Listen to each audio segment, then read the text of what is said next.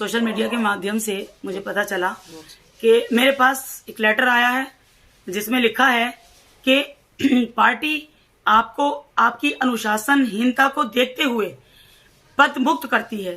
यानी कि पार्टी ने मुझे मेरी अनुशासनहीनता के लिए पद मुक्त किया है।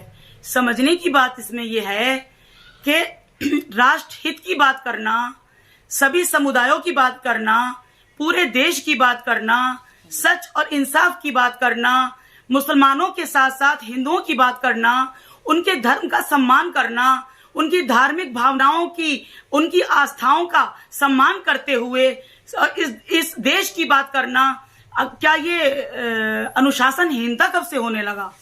मुझे बड़ी हैरानी है इस बात करके कि उन्होंने मुझे पदमुक्त सिर्फ इसलिए किया है कि मैंने अनुशासनहीनता की है। तो ऐसी अनुशासनहीनता तो मैं बार बार करना चाहूंगी। तो जाहिर सी बात है, मैं समाजवादी पार्टी में रहने का फिर मेरा कोई मतलब नहीं है। वो पार्टी मुझे रखेगी ही नहीं। आज पद से निकाला है, कल मुझे पार्टी से निकालेगी। तो ऐसी पार्टी में तो मैं खुद नहीं रहना चाहती, जहां मैं सच नहीं बोल सकती, जहां मैं अपने हिंदू भाइयों की बात नहीं कर सकती, जहां मैं इस देश की बात नहीं कर सकती, जहां मैं राष्ट्रहित की बात नहीं कर सकती।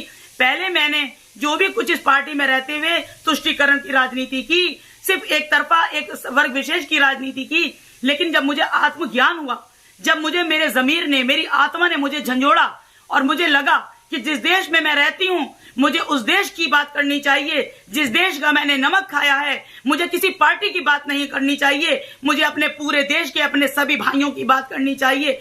तो इसके लिए मुझे पार्टी से पद मुक्त कर दिया गया। अरे सबसे बड़ी बात तो यह है कि जिस पार्टी के अंदर पार्टी की अपनी बहू का सम्मान ना हो सका, अपर्णा यादव का सम्मान ना हो सका, वो पार्टी मेरा क्या सम्मान करेगी?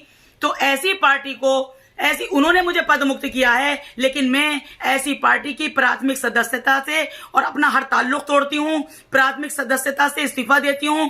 मैं ऐसी पार्टी में बिल्कुल भी रहना नहीं चाहूंगी। मुझे कभी कुर्सी का लालच ना था, ना है, ना मुझे पद का लालच था, ना है। मैं तो हमेशा से एक सोशल वर्कर की हैसियत से, एक लेखिका की हैसियत से, एक कवित्री की हैसियत से भी मैं हमेशा अच्छा काम करती रही हूं। लेकिन मुझे लगता था कि समाजवादी पार्टी में रहकर मैं अपने दिल की बात नहीं कर पाती थी, मैं अपनी आत्मा की बात नहीं कर पाती थी और मैं राष्ट्रहित की बात नहीं कर पाती थी। इसका मुझे बहुत समय से अफसोस हो रहा था। लेकिन जब मैंने पार्टी के पदों का लालच न करते हुए अपने दिल की बात मानते हुए सच बोला तो मुझे उसकी सजा मिल गई। ये सजा नहीं है,